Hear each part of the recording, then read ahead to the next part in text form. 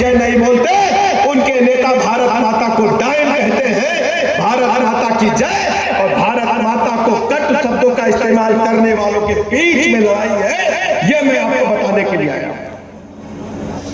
बहुत लंबा कर इतिहास में डाले, 14 से लेकर अब तक मोदी जी की सरकार, भारतीय जनता पार्टी के गठबंधन की एनडीए की सरकार चल रही है, और 4 से लेकर 14 तक कांग्रेस पार्टी के गठबंधन की यूपीए 1 और यूपीए 2 की सरकार थी। अगर बहुत लंबा इतिहास में देखें तो कांग्रेस पार्टी ने 4 से लेकर 14 तक देश के अंदर भ्रष्टाचार के सारे पैमाने तोड़ने का काम किया था। कांग्रेस की सरकार थी और कांग्रेस के ढेर सारे मंत्री जेल खाने की हवा खा रहे थे भ्रष्टाचार में।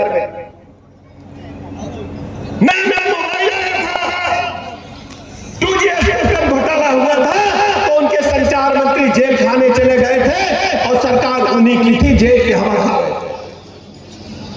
कोयला घोटाला हुआ था तो उनके मंत्री जेल खाने के अंदर फूस दिए गए थे, सरकार उन्हीं की थी। सेना के बड़े भवनों में घोटाला हुआ और हद तो तब हो गई जब कॉमनवेल्थ देशों के खिलाड़ी दिल्ली में इकट्ठा हुए। कॉमनवेल्थ के खेल हो रहे थे,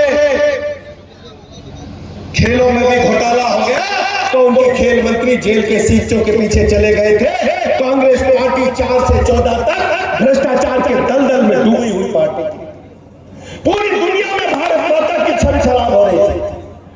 उस समय भारत के लोगों ने, उत्तर प्रदेश के लोगों ने माननीय प्रधानमंत्री नरेंद्र मोदी जी के हाथों में 14 में बागडोर सौंपने का काम किया था।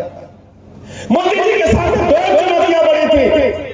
एक तो दुनिया के पैमाने पर भारत की वास्तविक ताकत को रखना था, दूसरी तरफ जो अमीरी और गरीबी में खाई बढ़ रही थी उसको पाटना था। आपने देखा होगा मोदी जी ने दुनिया के लगभग सभी राष्ट्रों का दौरा करते भारत की वास्तविक ताकत को लोगों के सामने रखा और भारत के अंदर गरीबी की रेखा से ऊपर उठाने के लिए सैकड़ों गरीब कल्याण योजनाएं प्रारंभ की।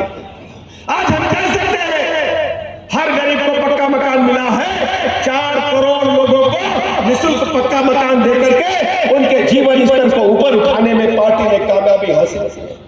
अब संकल्प पत्र में मोदी जी ने कहा है हम 3 करोड़ और मकान बनाने का काम करेंगे। जब तक इस देश के अंदर, प्रदेश के अंदर एक भी बेघर रहेगा, एक भी कच्चा मकान रहेगा, हम सबको पक्का मकान देने का काम करेंगे।